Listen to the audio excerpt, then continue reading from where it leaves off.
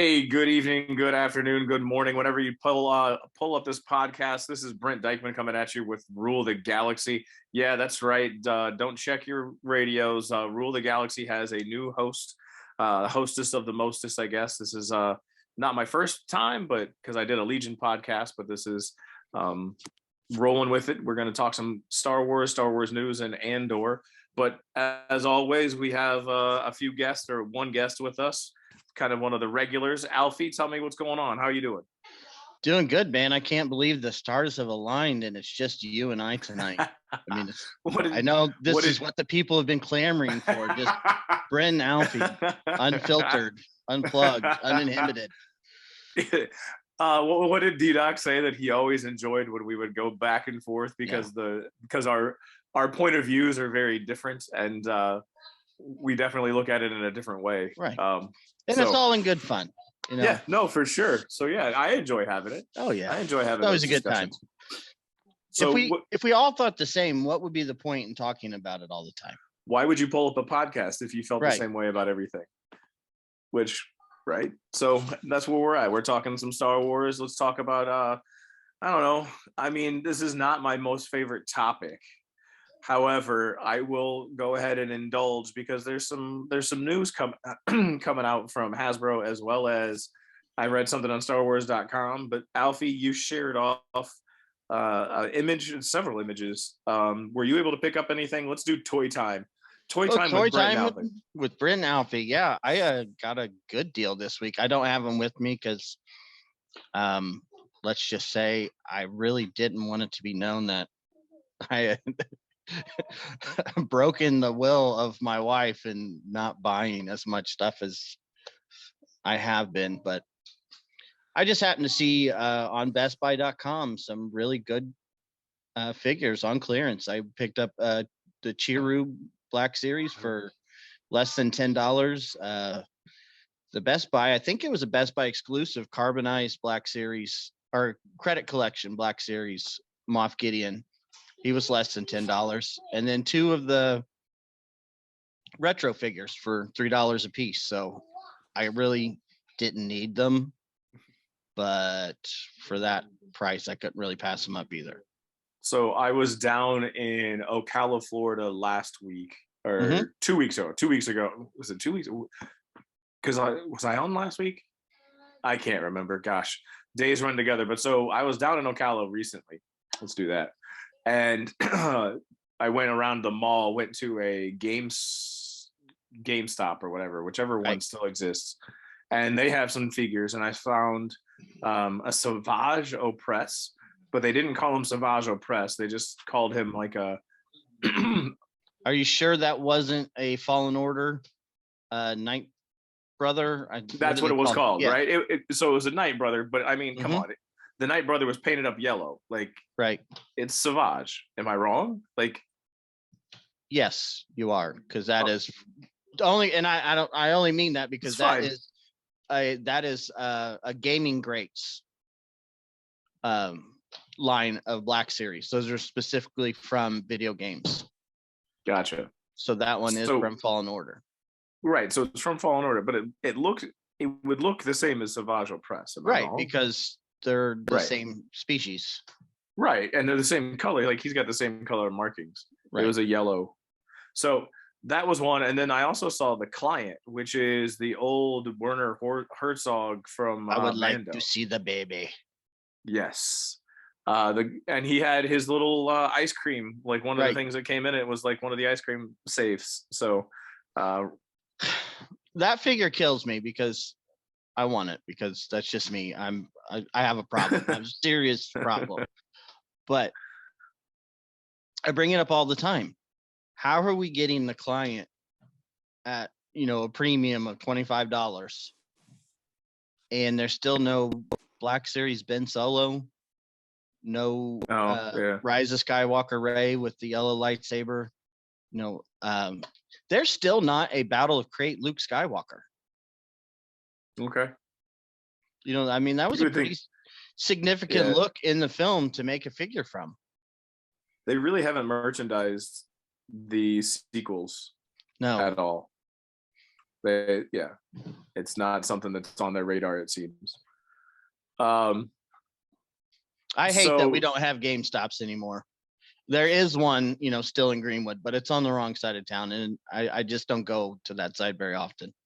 I mean, it's kind of the future of all of technology and all of entertainment. Everything's going digital, and you can just buy everything digital, which is kind of what we're going to get into as we get into our next couple topics. But I got a couple more toy things to talk about.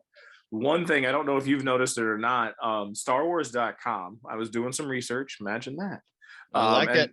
Yeah, so StarWars.com is going to do something starting every Monday. I believe it's every Monday, maybe every week. They're going to release an article of hot buys up until December 13th. So every week from now until December 13th, there's going to be an article listing 3 to 5 different toys that you can purchase. Some of them will be pre-orders. Some of them theoretically should be out in the wild and out on the shelves. I do say theoretically because obviously we know what happens. So there's a couple things that were highlighted in that, and one of them is something that I know you saw yesterday. I believe it was a tweet from Yakface. There is going to be a Phase 2 Clone Trooper helmet. Yeah, that looks really nice.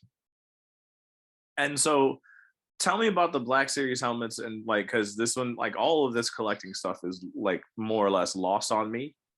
So what's the draw other than the fact that it's a cool looking helmet? It's a really cool looking helmet. It's not quite movie quality, but it's pretty close. It says Black Series on it on the box, so they do have different features. I think I have 5 now, and they each do a different thing. The past couple, Mando and the rearmored Boba Fett, I don't think have really lived up to their features. Whereas the Luke Skywalker helmet that I have, when you press a button, the Battle of Hoth starts. Right. Oh, Hoth. Okay. I thought it was the trench run. Trench run. Yeah, you're right. Right. Yeah, I remember seeing that in the same stores. thing with the Poe Dameron helmet. Once you push the button, you're in the middle of a dogfight, and BB-8's, doing this, and you hear all the effects, and it's just another, high-end collectible, and like everything else, once you start getting one, you want them all.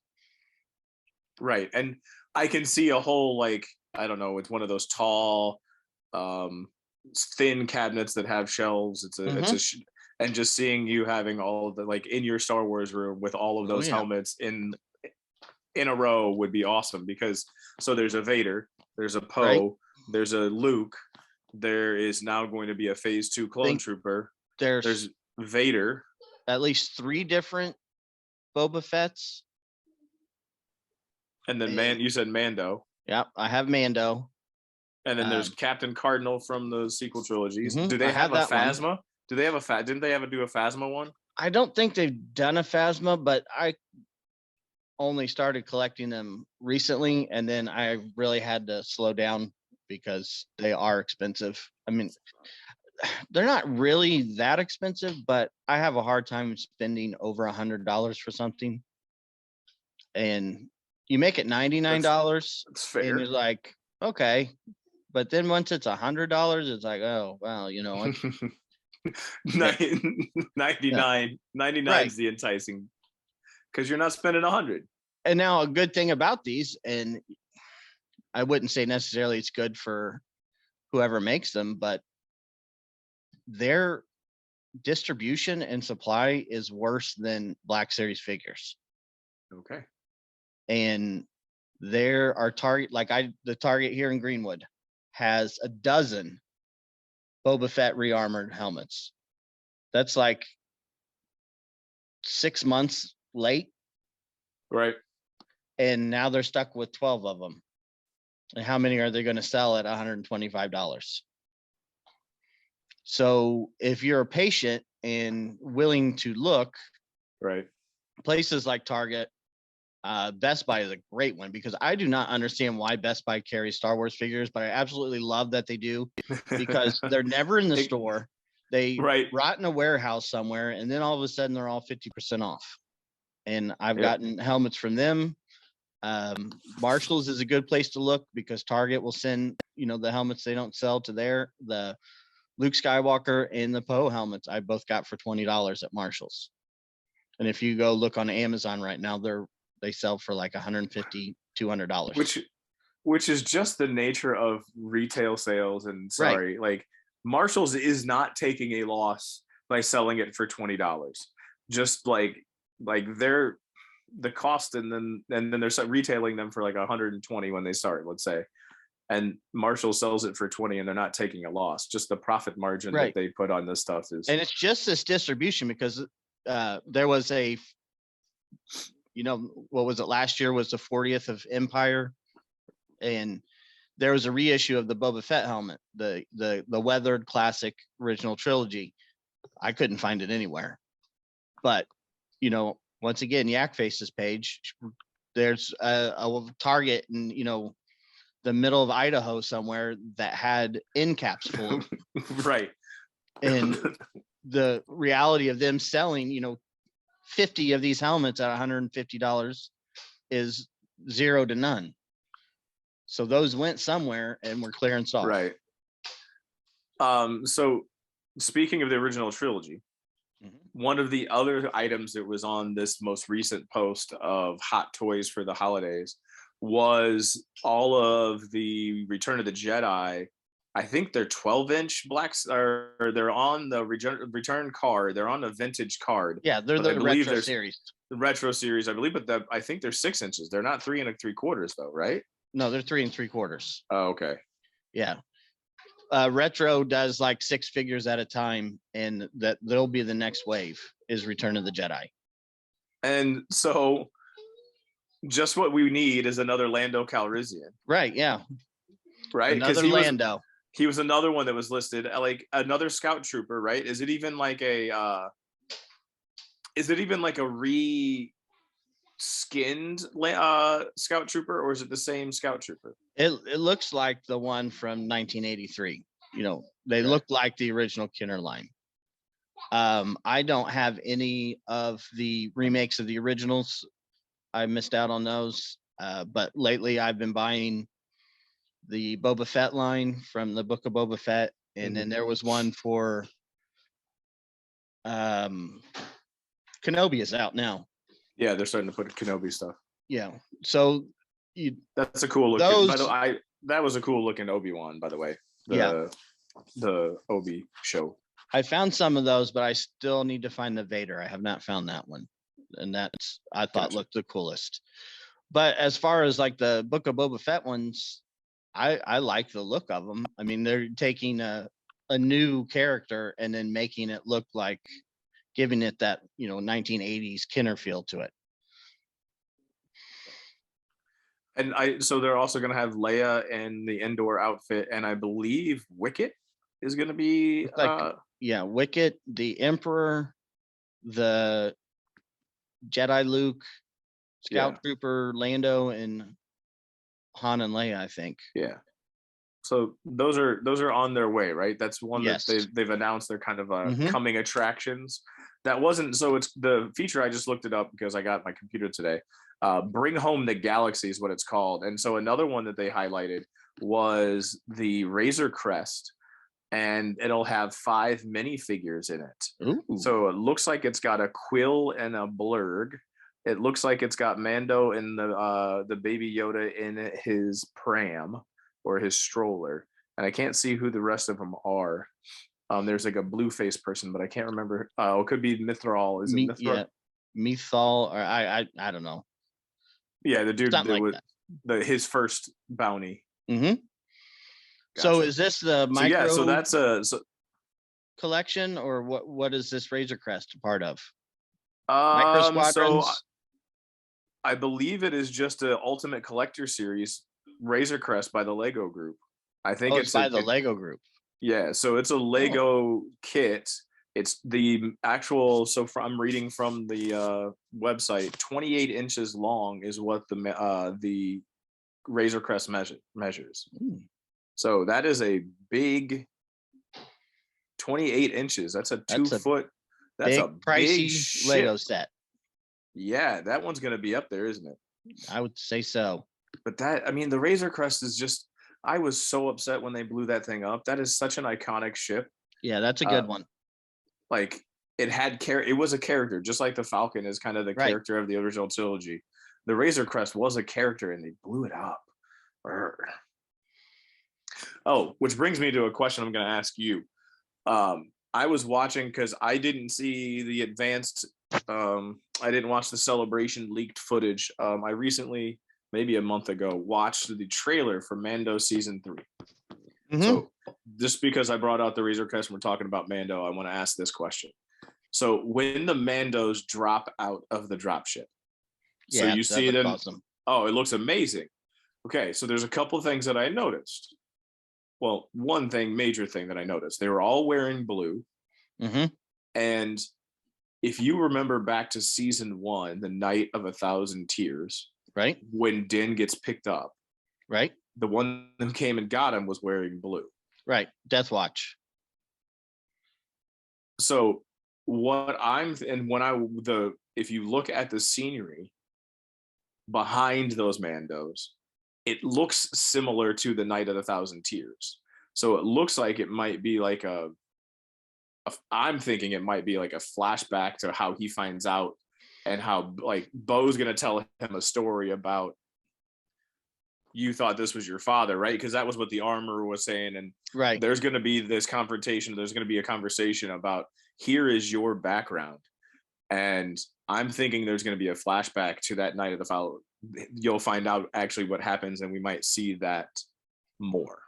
I could see that. I would be down for that. You know, my love for the Mandalorians, I would love to see any and all that they are willing to show of backstories, their culture, what happened, you know, where they're at, what they're doing. And one thing that, you know, I'm not quite understanding yet, because the Darksaber isn't something new. We've seen this transition of power many times in the Clone Wars. So this trailer really sets up that there's a lot of friction, you know, with Din having it, and that he, you know, the armor says he's not a Mandalorian. Yeah. Bo-Katan's off in her rainy castle by herself. Why are the Mandalorians just not rallying behind him? I know that's probably the whole focus of the series, so why ask that question? But still, right. Seems a little different than when Sabine held it up and everybody's just like, oh, yay, she's the leader now. At the same time, as he was fighting the Paz Vizsla, he wasn't able to wield it, and neither was Paz, right? It was getting heavier and heavier, so you would think that he would have to be able to wield it for them to get around him. And he wielded it pretty well once old baby Yoda showed up at the end of Book of Boba Fett. I don't remember that. So he brought it back out in Boba Fett. I can't remember. Yeah, when he was on top of the Scorpion droid, he was like banging into the shield. Okay. I don't know. Yeah. Looked that way to me. Yeah. But we'll see. Or it could be he was using the weight knowing that it was going to be heavy. That is true. And tried to use that as the stabbing. So just one more thing to go back to that. So speaking of Boba Fett, since you brought it up, it looks like one of the other things they highlighted on this webpage is a kid's snow gear. So there'll be snow boots and like a camo pattern based on Boba Fett, mittens, and a heavy winter coat but not in my size. It does not look like it. It looks like it's kids' sizes. I didn't read much into it, but it looks like it is for kids. It's not like the one last year from Columbia. The one last year from Columbia were smoking, but they were also like $300 or so. Yeah, no kidding. But they were pretty sweet looking. So yeah, so Toy Time, I wanted to bring that up. And so StarWars.com, it might be something worth going over and talking about every week when we take a look at it, but they're going to just highlight some of the items. I will definitely be checking that out. And if you're bored at work, just head over to StarWars.com. I'm not sure when the thing comes up, but I believe I'll look at the title is again. It's Bring the Galaxy Home is the name of like the article to look for on StarWars.com. So you have your toys and the Black Series stuff. I have toys that I play my little board game with. And this week is a very, very big week Ooh, because Din Djarin and IG-88 and IG-11 and Baby Grogu are released. So nice. Friday the 21st is the North American release date for those toys. Um, so they're going to become playable characters in the game, so you can use them. Din Djarin can go and work with the Empire, as well as he can work with the rebels, because he was kind of on both sides and he is a mercenary. Mm-hmm. So he can collect bounties. Right. Grogu has some latent powers. He's got some tricks. One of them says do the hand thing is the name of the card. I don't know what the trick actually is. Another thing is he can heal some of your characters. You have a chance. You roll a dice, and whatever the dice tells you, you have a chance to heal a character close to you. So he could heal Din Djarin if he needed to. And then Din Djarin has a weapon. This is the first time this has ever happened. It's the Ambam rifle, but the rifle has an infinite range, and if you roll one dice, it deals a wound no matter what it's shooting at. So you just name the target. As long as he can see it, it's going to deal damage if you roll the dice and get that result. So it's a chance. It's probably like a 60% chance that you're actually gonna put a wound onto something. That's almost pretty guaranteed if you're playing the odds. So now, see, in my game, it's an instant kill. Yeah, it's not an instant kill. It's just one wound instantly. Yeah, but you have to wait for it to I can't remember if it's 5 turns or 6 turns for it to charge up. Right. And then once you do, it's an instant kill. So this one, like the way that we've talked about it with my play group, is if somebody's run, like it's towards the end of the game and Din Djarin has a bounty that he's put out on somebody, they're running away or they're trying to hide, and Din can peek around the corner. And if he can peek around the corner and put wounds on the guy, if you're going to collect that bounty by doing this. So it's a way to kind of collect that bounty. I've watched a couple of people play it, and it's not it's a 60% chance, right? So there's still a 40% chance that it doesn't work. So a lot of people freaked out when they started talking about it, because we all are worst case scenarios, doomsday thinkers. Now, I thought I was reading something recently. Did a bounty hunter faction just start in that game? So yeah, or a new rule book or something. Yeah, so they brought into the game, I want to say mid-June, the Shadow Collective.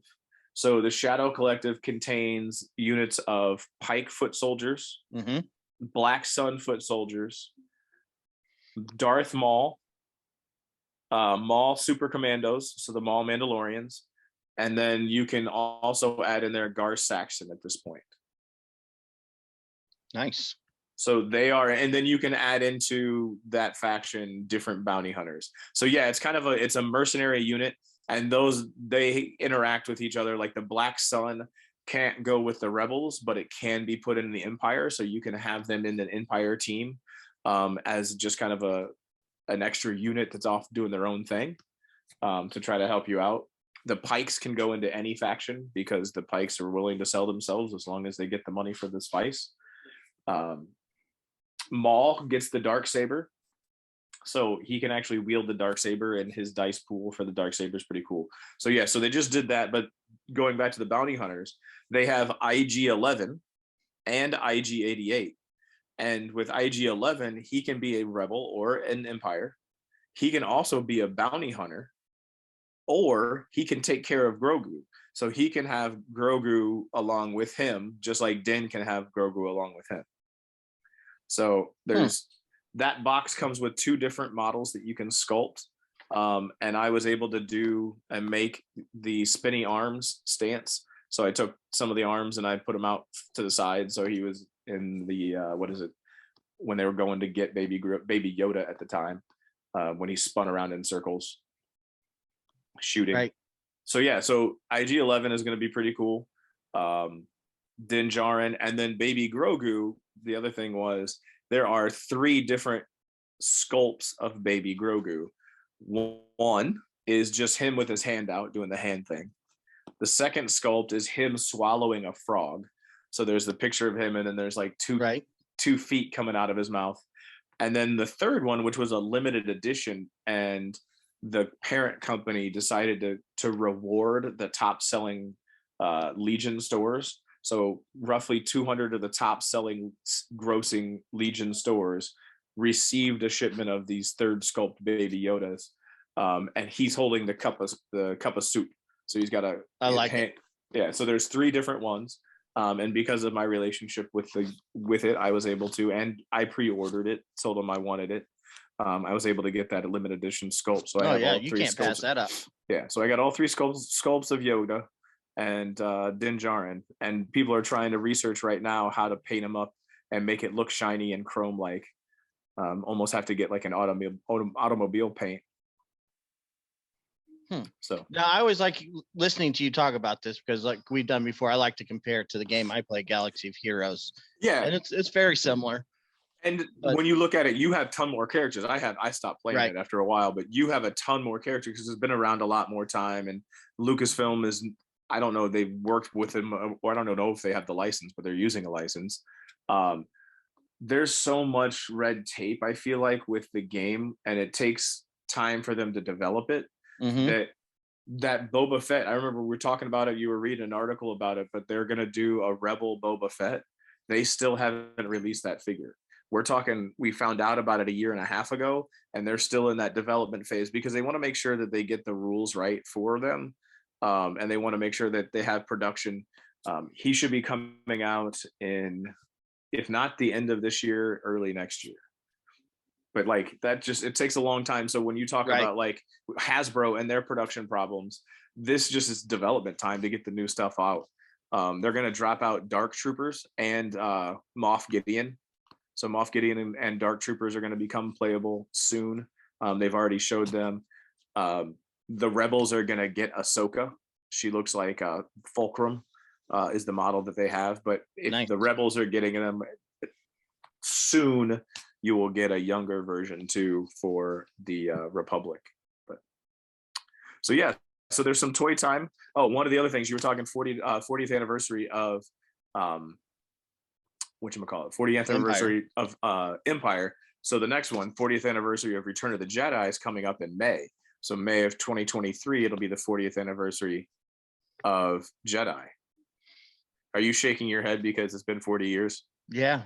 Yeah. I remember standing in line like it was yesterday, man. So I was 3, right? So I'm not quite as young as the rest. Right. I'm not quite as young, and I don't remember it. I remember sitting in my grandma's chair. I've told that story a couple times. Right. That was my first like memory of watching it.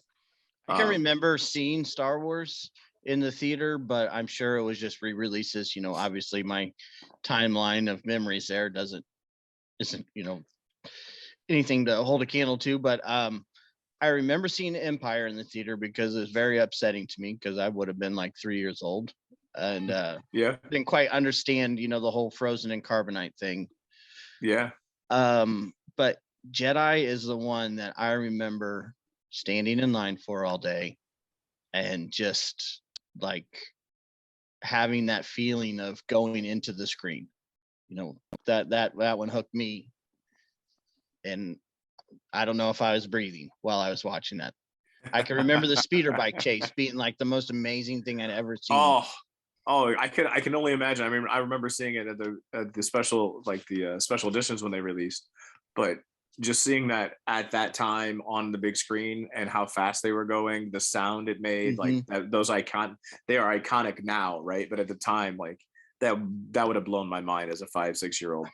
That and the grabbing the diving board backflip into catching the lightsaber, that was the first Jedi thing we'd ever seen. Did he force pull that, or did R2 shoot it on a trajectory to get it to him? I would think a little bit of both. I always felt like R2 shot it to him and he just catched it, but I've heard other people say like he caught it.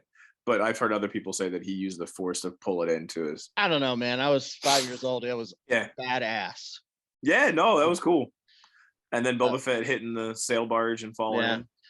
I was a little upset about that, but hey, gotta take the good with the bad. Boba Fett, Where? where? There's a few things when I'm playing against Boba Fett. That's Yeah, one, and then you gotta another say one, that. and then Han. When we're playing Han, I always go, "We gotta save Han." So, anyways, what I was getting at was with that anniversary, they've announced and they've already shown the sculpts. They had them already at Celebration. The Ewoks are going to become playable characters in right around Celebration, so May-ish, or not Celebration, but right around May during that 40th anniversary. They also talked about having, and this is what I have to buy, the ATST, which you can play with an ATST. But Yeah. you can have Chewbacca as your pilot, and Oh, he could be with the Ewoks. I And like that is that. just so amazing to me, because that is like, that was them swinging on the vine and then him pulling the guy up out of the ATST was just one of my favorite childhood memories of Yeah, Star Wars. that's a good one. And so now, like, they're like, I'm excited to get the Ewoks, but I'm also excited because I can also run an ATST with Chewbacca as my pilot, which is just awesome. Yeah, I've always liked the ATST. It's a great design. It was great scenes in the movie. As a kid, yeah, that whole Tarzan deal, that was good stuff. So yeah, The Ewoks are in my game, and they are one probably next to the Geonosians, right. So one of the annoying. most annoying teams to fight because they do no damage, but they attack nonstop. You never get a turn. Yeah, I didn't get them built up to that level before I stopped playing that game. So I just, it took forever to build. It got to a point where it took forever to build up the money to be able to upgrade, and I was frustrated with how long it took. So I stuck with it, and it's still when you make a decision that this is what I'm going after. I mean, it's still like a 6-month process, right, to finish everything. If you're going free to play, which I am, yeah, I would say 75% free to play. I don't buy much, but I do buy little because they keep adding new modes. And I like the Starship mode. I enjoyed doing the Starship mode. Yep, Starship is or good. So like you're flying with X-wings and Kylo Ren's ship. Well, and now there's Galactic Legends starships. So so you can do the big guys, huh? So you yeah, big but Corellian ships. you have to. It's just like with the big characters in the main game. You have to upgrade so many things to get, like the Executor. You have to upgrade Admiral Pyatt, and then all of the bounty hunters and Darth Vader, and then all of their ships. Right, because that's where you met him, was on that ship. Right. So that's why you have to. Okay, that makes sense. Gotcha. All right, so Toy Time took a little bit longer than I was anticipating, but as we always know, we can get talking about things that we care about. A couple news things popped up before we get into talking about Andor, and I believe it's episode 7, the announcement. So big news, and I feel like we have to cover it, but I mean, I don't know necessarily how everyone sits on this idea. Michelle Rejwan, which I believe is how you pronounce her name, steps down as a senior executive with Lucasfilms. She is going to remain as a producer, so somebody who still has her hands in the mix on different projects, but she is no longer one of the higher ups at Lucasfilm. Is that the way you interpret it as well? That's the way I took it. She was the executive producer of Andor, Kenobi, and then Rogue Squadron was supposed to be her film. She was a co-producer on she actually, to go back to the beginning, she worked with J.J. Abrams. And so she was co-producer on The Force Awakens and The Rise of Skywalker. Okay. And was she being groomed to take the Kathleen Kennedy role sometime in the future? I don't know. I don't work at Lucasfilms. I'm not privy to that information, but it kind of looked that way. But I mean, that's from the outside looking in. We'll never know the truth of that. I am no insider, and I don't like to like throw speculation, especially when it comes to somebody's job. Yeah. Like I don't like This could to just throw. be somebody who said, "Hey, this isn't for me. I want to go back to doing this. I thank you for the opportunity. It was great. We did some great stuff, but I'm better suited for this role." Is this the doom and gloom? The finally we're getting Kathleen Kennedy and we're gonna remake the sequel trilogies? No, it's not. Right. And so I mean it kind of begs the question of what's the future of Lucasfilms? How does this one, since her name seems to be, if you read the blog posts, if you read the internet, if you get into the other podcasts and people who actually have some knowledge, it seemed like she was being the one groomed. It seems like she is kind of like, was it like a number 2, 3, 4 higher up. What does that spell for Lucasfilm? I mean, obviously, I think that it's up in the air, but yeah, I don't really know because we're dealing with streaming now mostly. Right. You know, we're pretty far removed from the Rise of Skywalker, so there's no number like the Rise of Skywalker cost $250 million to make, and it made $1 billion. Or, you know, Solo cost $800 million to make it made 200, so it's a failure. I don't know how to gauge this streaming stuff. Maybe somebody does. I don't know. Somebody put this crap out the other day about viewership. I don't know what that means. It's a bunch of lines, and maybe I'm stupid or something, but one line is lower than the other one. What does that line mean? I don't really know. I mean, so right, and then it goes back to statistics, right? We can make statistics look to be whatever we want statistics to look at, depending upon what story we're trying to tell with the stats. But I think that comes back to the next kind of topic, and it ties in. All of these kind of tie together. I'm not on the Twitterverse as much, but I'm in a couple Facebook groups that are Star Wars related. I have seen, and this is something somebody brought up in our group chat, right? That there has been limited chatter about Andor, which Alfie's referring to the graph showing that the demand to watch Andor is far less than any of the other Disney streaming shows. And I think a lot of there's 1,000 different factors that play into that. But obviously Mandalorian was number one, and I think what pulls Mandalorian and what the draw from the Mandalorian is Grogu. Because of the cuteness factor of Grogu, he has won the hearts of the general public, the non-Star Wars fan. Right. He brought people into the Star Wars franchise that weren't there. He's on everything. And I think that's why that demand curve is a lot higher. You're catering to a niche fan base, I believe, when you're doing a Book of Boba Fett, when you're doing a Andor show. Those are niche markets within the fan base. Right. So I feel like the viewership is going to be lower just because there hasn't been anything to offer that mass appeal. I would agree with that. And, you know, Mando has a very nice balance between Grogu side of the show and the Mando side of the show. Mando, like you said, he's coming to Legions. Right. There's two different Mandos in my game: Beskar Mando and Bounty Hunter Mando. He is a iconic figure right out the gate. You know, just like Boba Fett. There's something about, you know, Star Wars characters and helmets. We love them. Right. And then you have that cuteness with Grogu that, hey, Dad's watching Mando, but I like this show too because of Grogu, so we can all watch together. I think the format of the show is a lot easier of a show to watch. You know, the serial of the week type of format. You know, this is like the Rifleman or something. You know, it's more traditional. It's more of a traditional setup. It's more of a story of the week. Story of the week. There is kind of a long arching storyline, and then there's kind of the kung fu kind of Yeah. story. We're wandering from village to village, but all of our adventures kind of tie together. Are leading to one overarching story.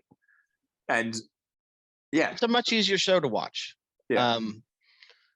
And then, yes, and then you're going to take slices of it and say, okay, we can expect this audience to follow to Ahsoka, and then we can expect Right. this audience to go to the Book of Boba Fett.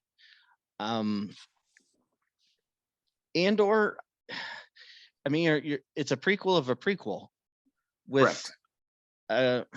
and you hate to say that because, I read some comments today. Well, I'm not watching the show because I know where the story ends.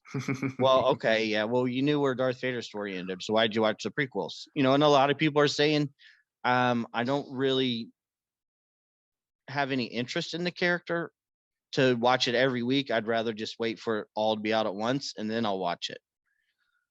So my argument to the because I already know where the story goes. My argument to that is, did you watch Titanic? I know where that story Right. ends. Exactly. Did you watch Pearl Harbor? I know what happens there. Did you watch anything about the Vietnam War? I know what happens there. I mean, it's all, just because you have an understanding of where it goes doesn't mean that you're not going to be interested in what they're doing to get there. And I had this conversation with a person about Kenobi, and they were really upset, when the news came out that this was supposed to be movies, trilogy. Yeah. We're going to make this big story, and you had people saying, well, why can't we be happy with a series? But just like Andor is kind of showing you right now, man, there's a lot of series to watch. This is one in a bucket of really good series. I mean, don't get me wrong. All this criticism is just we're answering questions here. I really like this show, but I mean, House of the Dragon is going to pull a large amount of people who, if you only have time to watch, a few shows a week, you're going to watch House of the Dragon first. Rings of Power had a big audience. Then you have shows that are, the popular of the moment, your Facebook series. And that's Dahmer right now. Everybody's watching Dahmer. So to expect a large audience to watch this prequel of a prequel with a side character being the focus, and then once you start watching it, you're like, well, I thought this was supposed to be about Andor. And there's a lot of other stories here that I'm even less interested in than this one. Right. And I think there's a lot of things that we can talk about that we think it suffers from. But one thing I was going to go to, and somebody mentioned it, was the lack of chatter, right? So when I woke up in the morning for Book of Boba Fett, on the Facebook groups that I'm a part of, there were 15 posts by 7:00. They were like spoiler, and they wanted to talk about the episode. Obi-Wan, there was about 15 posts by 7:00 of people that had watched it and wanted to talk about it. They were like, spoiler alert, don't read long if you don't want to know what's going on. Right. With Andor, it's like 3. Yeah. I wake up every morning, what is that, Wednesday morning, and the first thing I do is check my page that I go to on Reddit, and there's one post. Right. And it's just the general discussion of the episode. And typically by 5 a.m. on the other Star Wars shows, there might be 900 to thousands of comments, and there's like 50. Right. So I just think it's a niche market, right? And it's a niche market. People probably gave it a go on the first episode. It wasn't what they were looking for. And I mean, Star Wars is either broadening or it's different.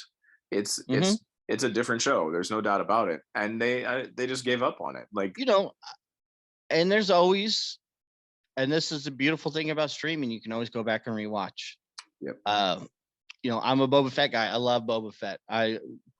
We could talk about for hours of all the Boba Fett merchandise that I have. I liked the series. I wasn't overly blown away by it or anything, but I went back and rewatched it, and it was a lot better. I rewatched it actually after watching season 1 and 2 of Mando. Just watched them all together, and I was like, oh, actually this kind of fits, and it is a lot better. I see what they were trying to do here. I haven't gone back and watched those, but I did go back and kind of rewatched a little bit of Andor just to see where things are going and how it went. One thing that I think this show does somewhat lack, and this is something that I think is indicative of a lot of the good Star Wars movies and the cliffhanger. There isn't really a strong cliffhanger Mm-hmm. at the end of each episode. There isn't something that's like, oh my God, I got to see more.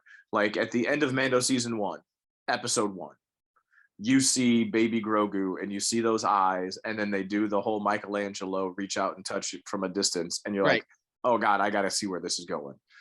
And then at the end, episode 2, he helps the Mando, he picks up the mythosaur, and then he passes out, and then it's more or less over. And it's like, okay, did he die? What's going on? Like, what's happening here? Right. So there were cliffhangers. Another one would be like an excitement type of thing towards the end. So Mandalorian season 2, you have Luke coming back and does the Luke things. If you go to Rogue One, you have Vader doing Vader things right at the end. Right at the end. So there isn't that excitement building piece, except for episode 3, where they had the Skarsgård and then the shooting and then him blowing up as they were running away. Right. And then episode 6, where they had the whole heist, right? That whole episode was, so those are the 2 main cliffhanger things that people are clamoring for, I guess. And that's going to be my complaint about the show is I need a little, pew pew action. And do I expect the Rebels drop out of hyperspace, above Scarif? No. Is that what I want? Yeah, kind of. Right. This but they're not even show Rebels at this is point, really right? great, but it's just it needs some action. Well, I don't disagree. Like I agree with that piece, right? But it's gotta you can't just have action for action. You gotta have a purpose for the action. It can't and it doesn't seem like there's a place to fit it in with the story that they're trying to tell. Right, but after 7 episodes, I need a little more than the security force and the Imperial D team, and I understand that. And like I said today in our chat, I am expecting to be blown away at some point and come back and say, okay, I get it. It was worth the wait, but you've set me up long enough. You've had 7 episodes. I need a little something, a little taste. One of my social media groups, they put out a question and asked for, what would you make out of your HasLab? Like if you, from the Andor show, what would you want the next HasLab item to be? I'm like, the show hasn't even done yet. There might be something, because I know in the previews, right, there was the ship that had the lightsabers out the side of it. We haven't seen that yet. Well, we've seen the ship. We just haven't seen the lightsabers. Okay. Is that Skarsgård's ship? Yeah. Okay. So we haven't seen that yet, or at least that piece, right, because I think that would be freaking amazing. We haven't seen Saw Gerrera yet, or his base. Are we sure we're going to see Saw Gerrera? I think we expect to see him, but are we sure? I thought he was in the trailer. Well, I can't remember the trailer. Yeah, he was in the trailer. He talks to Skarsgård. Okay. So you got that.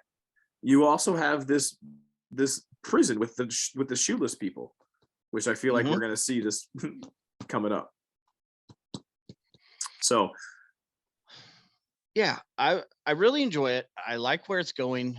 I just think it needs to get there just a little faster.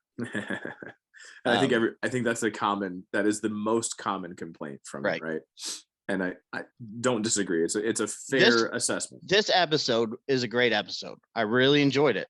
All right, I liked a lot of it. Let's get into it. So it's episode 7. Let's talk Andor. Let's go through and just kind of hit on the way that I like to do it is just hit on anything that shows up and comes up, and then just discuss it as we go. So it's called The Announcements. Hit me. Tell me what you liked about it.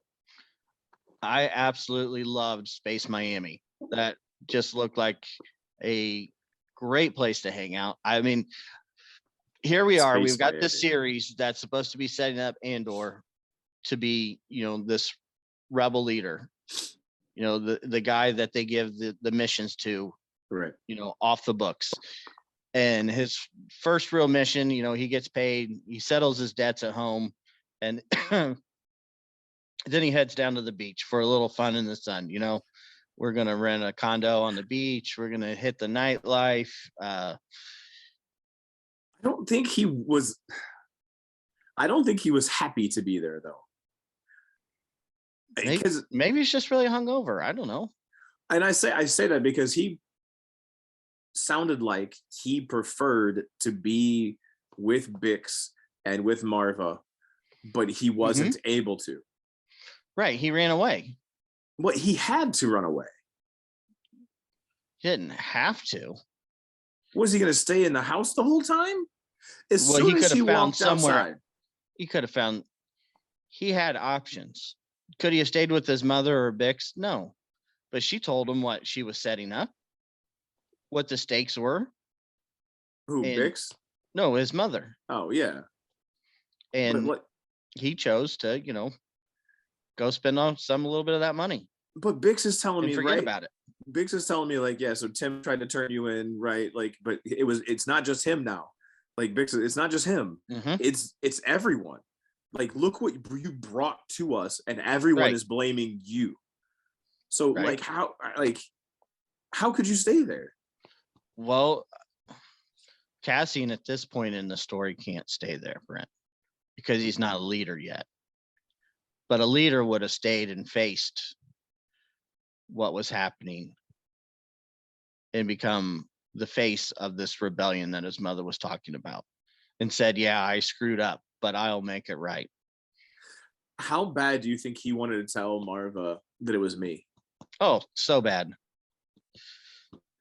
Because I hear some other discussion that they believe Marva is the one that tells Skarsgård about Cassian, because Skarsgård knows so much about him in those early 3 episodes. The early episodes. But if Skarsgård knows about him from Marva, then wouldn't you think that Marva would know that Skarsgård was trying to recruit him for something? It's possible. Or Luthen? It's possible. And so it seems like she's so in the dark with what's going on with that situation that I don't know if she is the source. Was she in the dark, or did she just not want to hear it? The more I don't know for sure, the more I can't tell. Plausible deniability? Right. Okay. I can give you that. It's just, she just seemed to be, she's pretty smart. She's put a lot together. And yeah, and I thought she was more of a. Her son disappears for a few days, and there's this big heist, and everybody's looking for who did it. And then he shows up, and he's got money enough to relocate them and pay off his debts. I guess I saw her more of a Mon Mothma. I thought I saw her as like a rebel leader on the outside, as like the leader of a cell. That was where my headcanon was after watching the episodes as they picked him up from the spaceship. And I just don't see her as that anymore because of the way that she was talking to Cassian. Yeah, she wants to go out fighting. I mean, she's flat out said a rebellion. Right. And she wants to, right, because that was the announcement, right? Like they gave her courage to stand out. And did we ever, so from the previous episode, or was it this episode, how Clem actually died? Was he defending somebody? Like, how, like he walks out into the middle of the street, they turn around on him, and then he's dead the next couple frames later. Yeah, it looked like he was trying to get the crowd to calm down. But like I said earlier, I really didn't get to rewatch this, and I kind of watched it in a hurry. I didn't see him die. Well, they didn't show. They talked about him being hung in the town square, right? And then they showed a picture of Cassian running to try to get him as the stormtroopers were turning, and then they showed like these legs like swinging in the foreground of a picture. So that's as they were looking at that town square. And then they showed somebody else with a club walking towards the clone troopers. And I think it was Cassian running towards the clone troopers to try to defend his dad. But like then so they show that like that foreground, there's like legs swinging, so you just assume that was him hanging in the town square because they put him in the town square to send a message to everybody, right? And then Marva said she couldn't walk through the town square, and now she can. So I'll have to go back and rewatch it.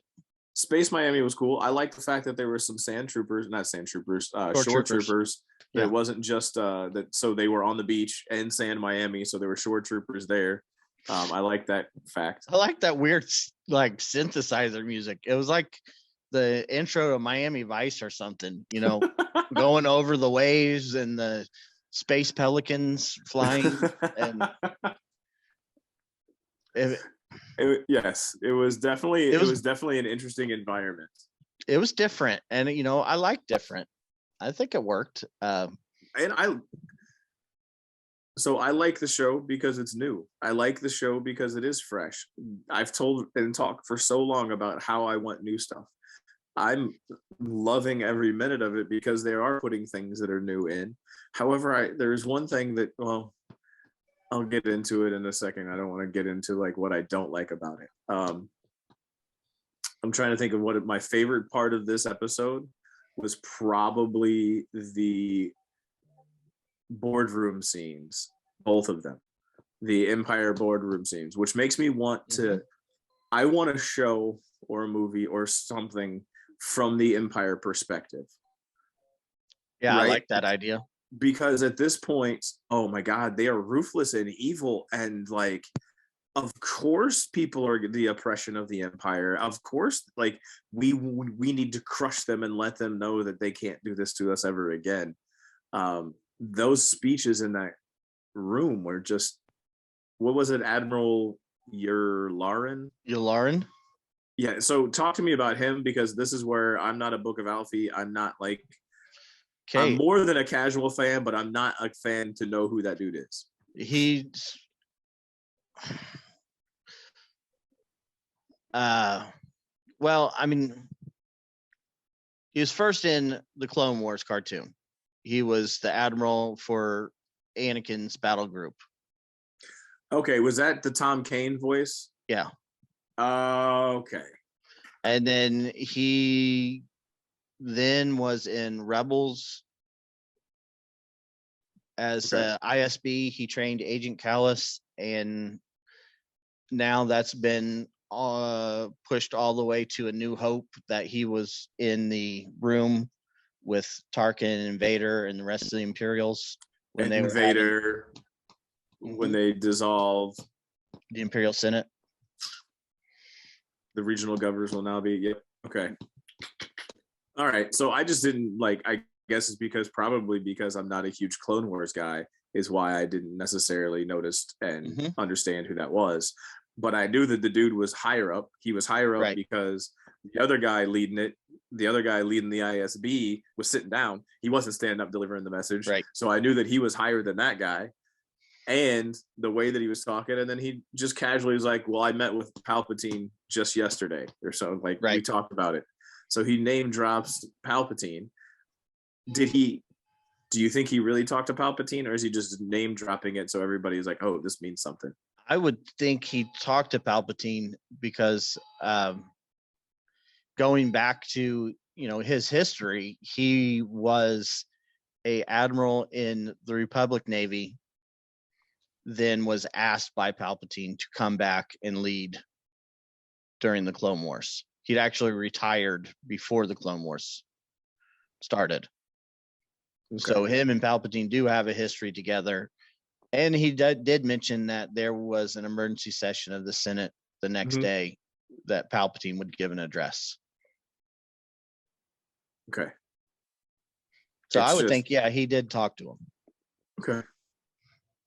But no, like, what do you think about the response? How do you feel about the response? The response from who? The Empire to the theft. I really like that Deidre said this is exactly what the rebels would want us to do. Right?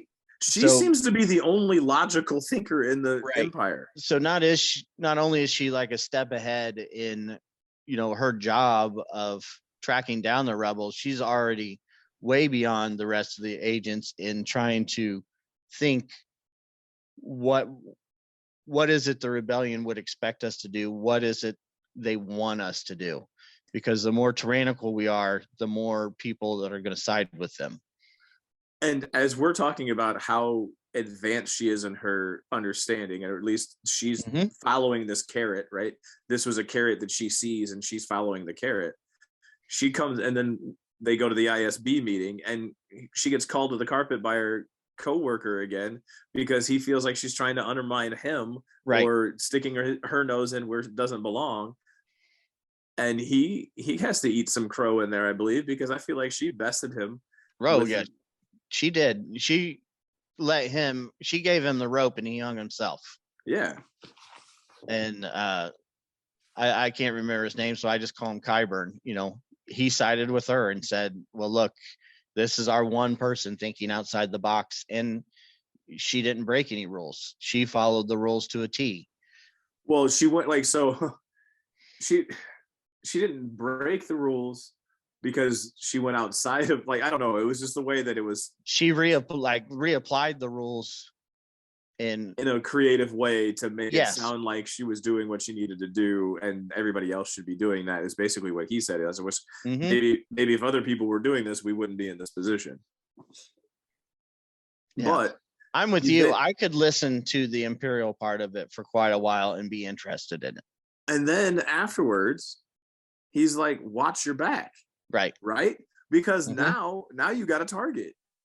Now, not only is it the guy that you just took his job, you're going to have other people that are going to try to come at you and think that, like, at this point, it'll almost be like the McCarthy hearings. And they, are you know so much about him. Are you a rebel? Right. And they're going to come at her. Right. That was one thing that I really enjoyed about the original Thrawn trilogy, is they get into a lot of that Imperial hierarchy and advancement. And, there's a scene where a guy on his Star Destroyer screws up. Mm-hmm. And the guy's instantly fearing for his life.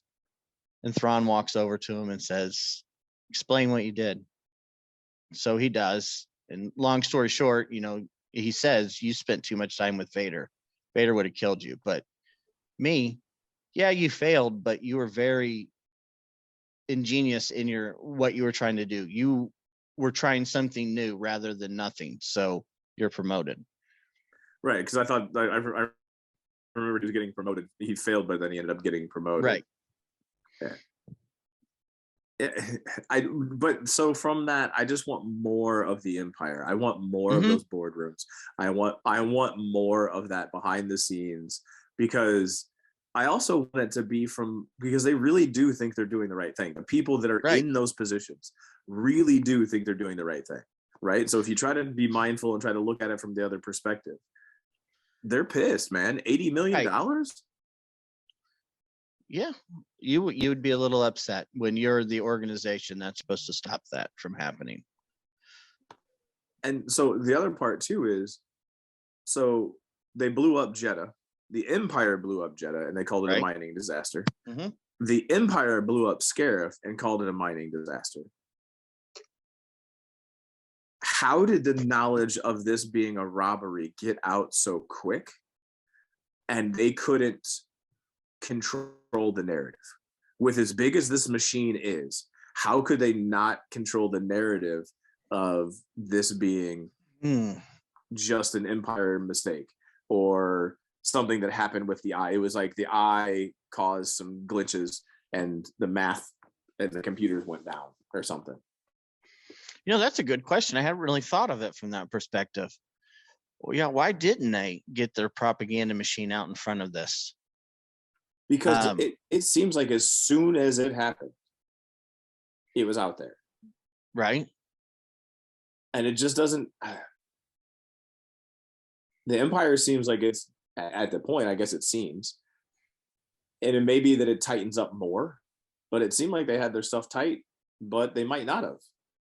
And that's why they needed to be tight. That's why, because all of the other things I talked about, Jeddah and Scarif, were after this. So if you're going to talk an in-universe answer, maybe this is what caused them to get that propaganda machine in the motion. I could see that. But yeah. And I really like every time this Kyburn agent talks, that dude is so evil. But the way he talks, it makes like, I don't know, the way it flows, and he makes what he's saying seem logical and right, when it's gosh, it's just despicable the things he's saying to do. Oh, my favorite was the virus one from like early episodes. Right. Like they're a virus. They're a virus. We're healthcare. Oh man. All right. So we could destroy the virus or we could cure it. Man, that's some evil stuff. Right? Yeah. Yeah. So let's talk about Slapface for a second and his arc within this episode. Yep. New job at Space Dunder Mifflin. Okay, I like that, because essentially it was this giant room. It made me think of Ready Player One and the Sixers.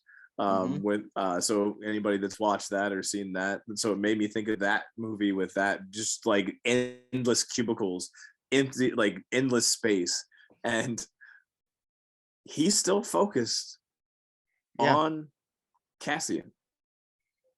Oh yeah, you can see with every little dial that he does that it's just eating him away. Well, not only that, he brought up the interviewer, the guy giving him his post, brought up that he was on that one city, and without prompting, he was like, yes, this is why this da da da da da. Like, I don't think the guy was going to ask him about why he wasn't there anymore. I don't think he was going to ask any of those questions. He was just like, oh, you were here. That's where you lived. Like, I think it was just kind of a general conversation. And then he goes into this like line by line. Yes, 2 guys died because there was a rebel among us that was we're trying to root him out. I believe in catching this man and justice. And I believe in the justice system.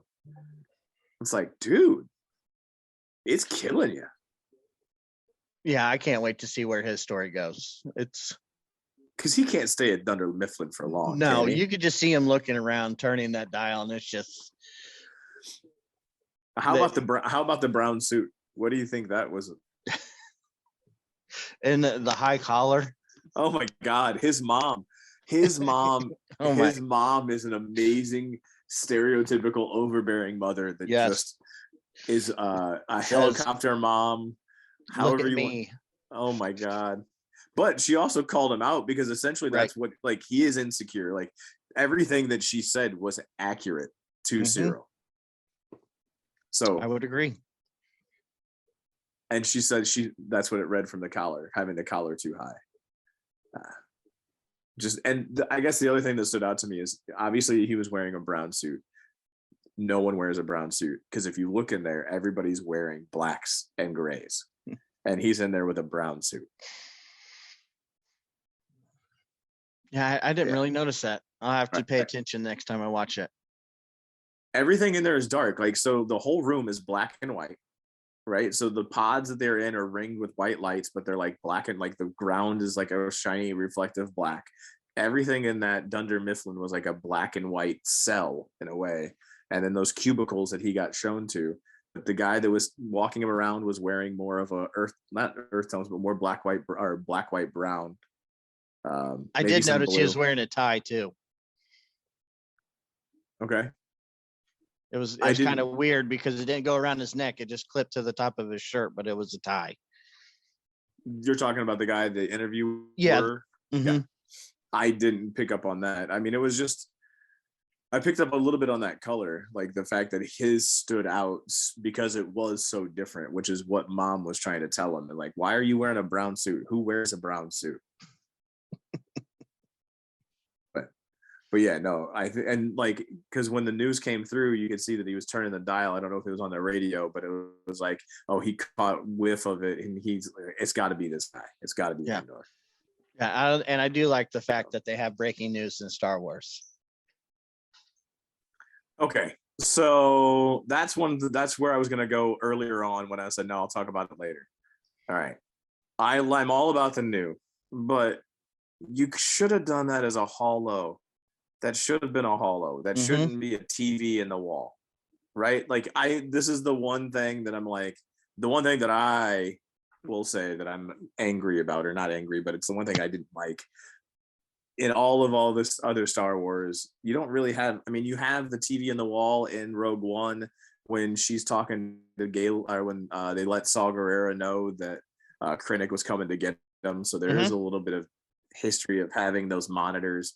There's monitors in the ships, but like all of that news came from 3D holograms, the holodecks, like, so I'm okay with having the breaking news. I love the fact that there's breaking news. What I didn't like was the fact that it was coming through on a 1950s TV. I'm with you there. Yeah, that seemed a little out of place. It's minor though. It's not something that's going to keep me from watching the show. But right. It was one of my minor gripes. And then I didn't even really notice it, but I guess there was the lawn chair in Star Wars Miami, Space Miami. There was like one of those like 1970s lawn chairs. So you gotta love that. And so then we go to, let's see, we hit Luthen's shop again. Yeah. Little Palace of Wonders. And just this conversation between Mon Mothma and Luthen was great. Great dialogue. I liked how he kept calling her out on what she wanted to say or what she was thinking and couldn't say. I thought that was really good. You really get the feeling that eventually this it's Dr. Jekyll and Mr. Hyde thing can't go on much longer. He's going to get caught out. Yeah, I thought she was more like, so, and this is just the headcanon, right? I thought she was more in the know. I thought that she was the one that was pulling strings, right? So the headcanon was she goes to talk to Luthen because she knows that this is going to happen. But Luthen seems to be the one that's pulling the strings. He seems to be the one that's getting things organized and going. She's part of it because she knows she wants to be a part of it because she doesn't like what the Empire is doing. And she had money that she could spend. But I just thought she was more in the know than what she is currently at the moment right now, and more in control, because it doesn't look like she has any control of any aspect of her life. I would agree. Her life seems like a pretty big mess right now. And I agree with you. It is kind of interesting how little she seems to know or be involved with other than getting money. That seems to be her thing, is to finance this. Right. And then Luthen's like, you can't even get it because they're watching your bank accounts now. So I got to get it from somewhere. So stop coming at me. Right. And, he flat out tells her, yeah, I expect the Empire to retaliate. That's what's going to happen. If we're going to have a rebellion, the Empire's going to fight back. And I think I wrote down as much as I could, but what did he say? Who has ever made a weapon that has not used it? When he picked up that weapon and he gave it and said, who has made a weapon and not used it? And that is giving me chills as I talk about it, because that is so true, real world and in universe. Obviously, the Death Star, you have the Star Killer base, you have the Dreadnought that was firing the orbital strike to kill the bases, the ion cannon, right? Like naming Star Wars specific things. And then go to we made a nuclear bomb to use a nuclear bomb.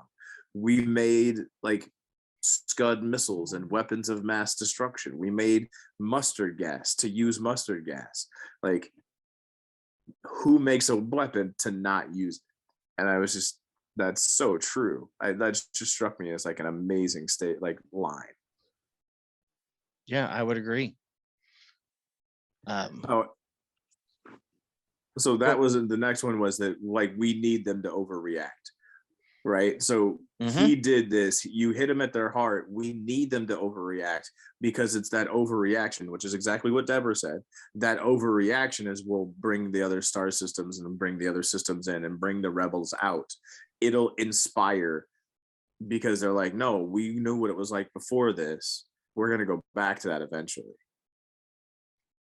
So So yeah, I'm just curious to see where Deborah goes, because is she gonna get hired, or is she gonna get blamed as being a rebel, or is she? Because Right. there's still that scene of her with the Death Troopers walking into a cityscape Mm-hmm. with a mean face on from the previews that we haven't seen. And her saying to somebody something along the lines of, "What have I caught in my net?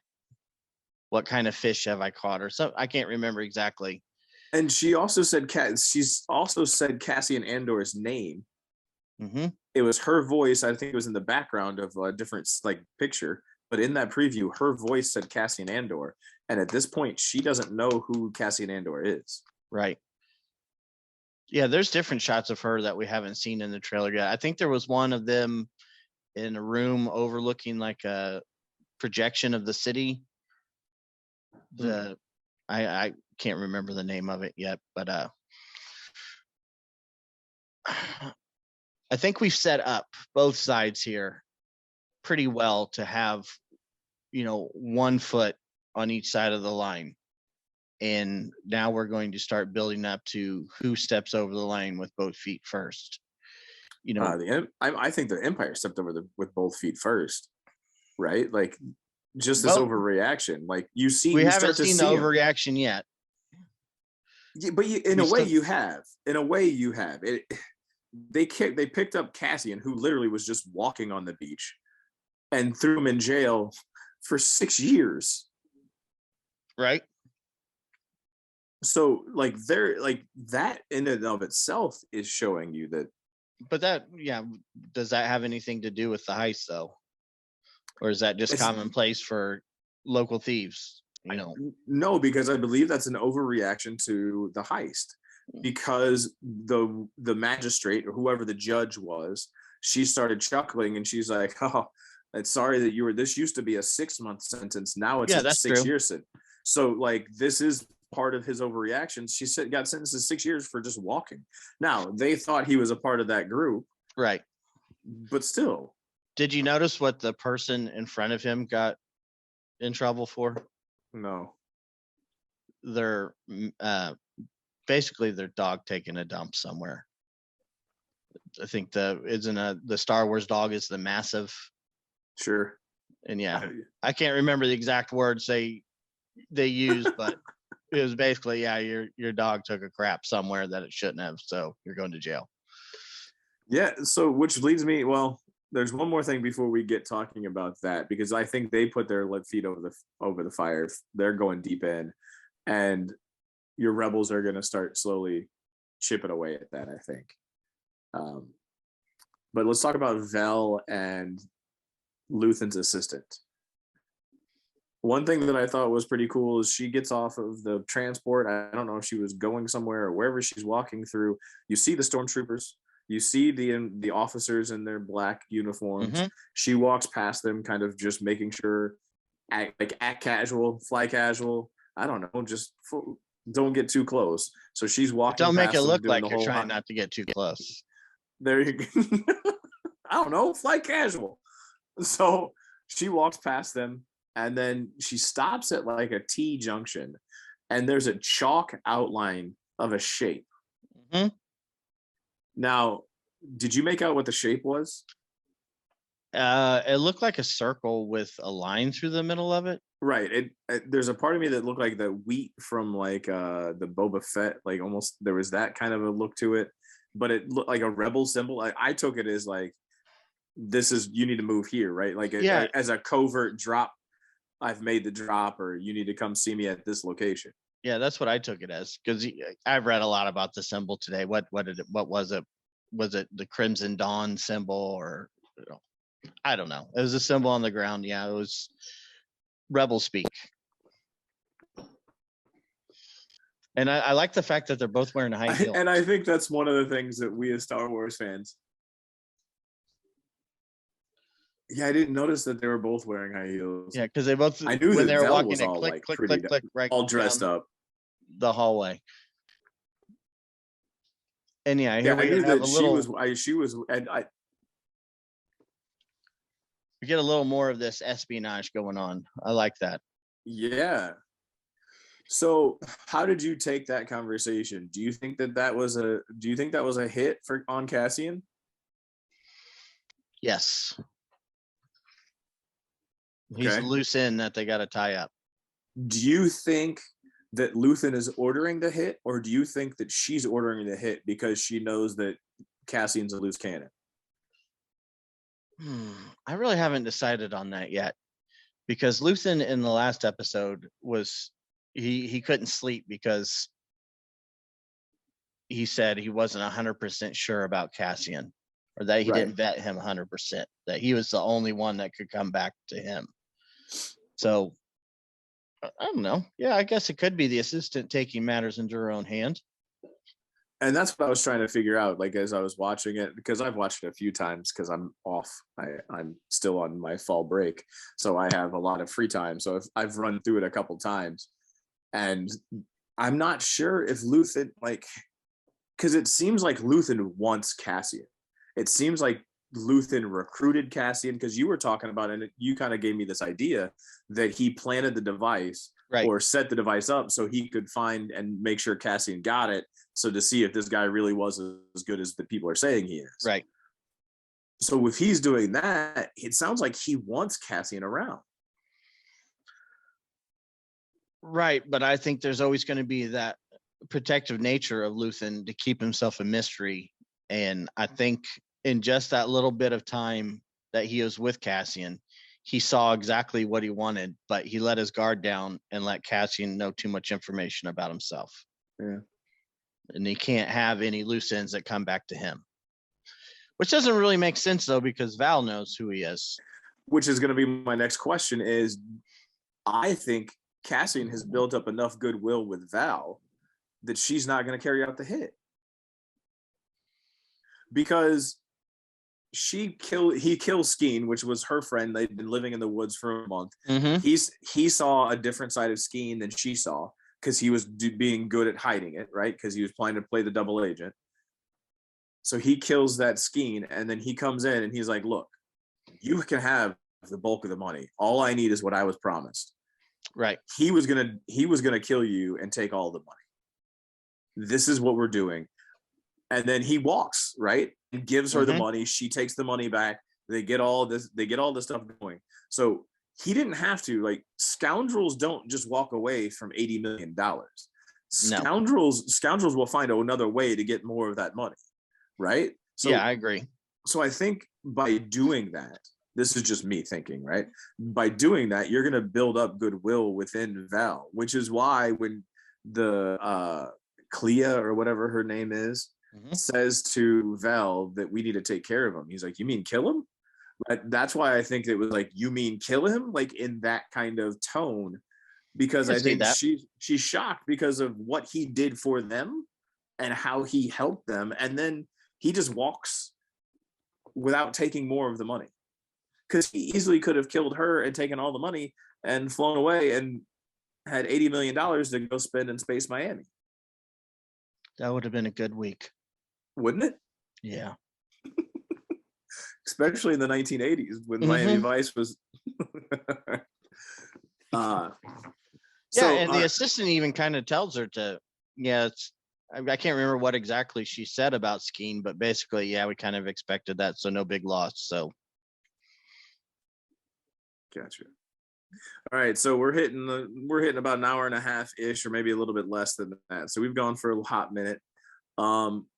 What speculation and or sum up about Andor? Like, we know that it's probably not hitting all of the right notes for all of us, but we are definitely intrigued. I think both of us are intrigued, because why else? Oh yeah, I'm on board. Why else would we talk for 45 minutes about it if we weren't intrigued by it?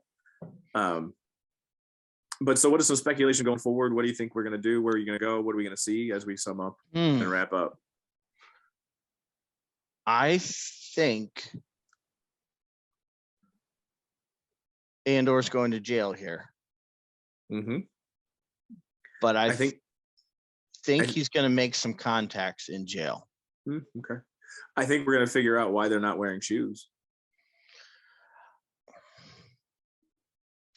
Because I feel like that scene is what we're going to be getting this episode.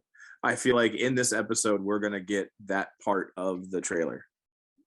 Them walking in white, them with no shoes on, and then them running out of the prison. And it could be it may not be this episode, it may be the next episode, but I feel like the prison is going to be a major factor in this episode coming up. I think I'm going to speculate and say, I know we say no cameos, no major cameos, but I think we're going to see some of those guys from Rogue One show up in this prison where he goes. Do you mean like the Saw Gerrera and the Partisans? No, that rebel group that went to Scarif, the ones that all volunteered to go. Okay. The ones that were all in his U-wing? Yeah, I think we're going to meet some future rebels in this prison and get some type of breakout. He's going to recruit while he's there? They're going to recruit him, yeah. Okay. Or vice versa. I don't know. I think we're going to meet some interesting people in jail, is what I'm trying to say. Gotcha. And I really love seeing the K2 models. I don't know who designed those, but those are on near Terminator levels of just absolutely scary. So my thing is, where are they in the rest of Star Wars, right? Why aren't they on the prison level of the Death Star? Right. I know, right? I get it. Like, that's all in universe. Yeah. The real world answer, they weren't divined yet. The Death Star is gigantic. You know, they only went to a little part of it, so they were. Yeah, but you would think that they would be in the prison. They're really slow. Really slow. Yeah, but they can. When they get their hands on a Cassian, they can choke his throat out pretty easy. Yeah, and that's the scary part of them is that they are slow, but they don't stop, and they're immensely strong. So, yeah. And then one of them you're going to fall in love with and feel sad when he dies. All right, final thoughts, parting shot, sir. I really like this series. I just need a little more action. I really like this episode. I like the politics of it. I love the Imperial part of it. I love the dinner party. And I love, Mon Mothma, the way she kept saying, smile, keep smiling, laugh a little bit. Right. Just two old friends. Like I said in our chat today, that's got a lot of the elements of the Jason Bourne movies, as far as the spies, the espionage, the double agents, the politics, all that stuff. But it needs those action pieces to break it up a little bit. It needs something, but I think the prison break is definitely going to have, in the next 2 episodes, I feel like you're going to get some action because you're going to get a prison break. You have to get a prison break if Cassian goes to jail. And anybody that wants to say I'm being negative or critical, I said before, I fully expect to eat my words. I want to. That's why I talk that way, because I want this show to be amazing. Gotcha. I wanted to say, wow, I never expected that to happen. My last parting shot is, I like the new. Give me more new. Give me more of all of this stuff. I'll enjoy it. I don't know if everybody else will, but I'll enjoy it because we're trying to go in a different direction. We're trying to try new things. We're trying to introduce a lot of new characters. And there's a lot of intrigue that is brought up, and we didn't even really hit on that dinner party, the fun people coming over. But this is, I don't know what episode number is. I'm not good at recording those down. And you know what? I give Joe crap about saying all of the social medias at the beginning, at the top of the show, and I forgot to do it. So you can follow us at Rule the Galaxy on Twitter. You can follow us at, email us at ruletheGalaxySW@gmail.com. We have an Instagram, it's Rule the Galaxy, I believe, and then TikTok, which is run by D-Doc, our D-Doc TikToker. That is Rule the Galaxy Podcast. So find Rule the Galaxy Podcast. If you want to wear a cool Rule the Galaxy logo, because I know it's a sweet logo, we have it on some shirts and sweatshirts. That's at an Etsy shop, all caps, Rule the Galaxy, all together. And those should show up. We got some hats, some sweaters. It's Breast Cancer Awareness Month. We have some pink sweaters. If you are into breast cancer awareness, and a pink shirt, we have pink shirts, pink hoodies, pink shirts. Yeah, check us all out. Thank you very much for sitting around and hanging out with us. For Alfie, this is Brent saying, "May the force be with you."